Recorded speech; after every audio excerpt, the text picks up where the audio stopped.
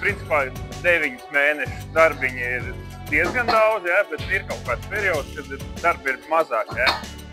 Bet, tas viss ir diezgan likumsakarīgi, ja, jo cilvēki mājas sāk būvēt pavasara pusē, vai ne? Un uz rudens pusē jau iet uz beigām, un visiem vajag jumtus un visas nosaka detaļas, lai uz ziemu viss ir nosaks. Ja. Bet, tā kā mēs augam diezgan strauji, ja, mums tie darbiņi tagad principā ir visu laiku, ja, vairāk kaut kā tā.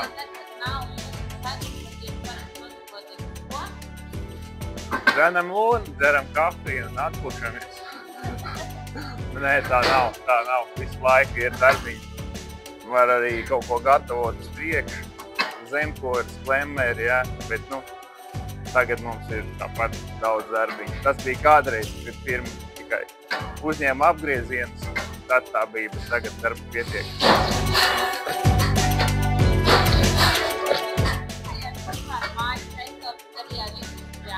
Protams, jā, protams. Industriāli ir tie, kas sūta visu cauru gadu un daudz metrus. Dēļ viņiem ir daudz darba. Viss kaut kas fasādes nosaka detaļas. Pilnībā viss, kas ir no skārda.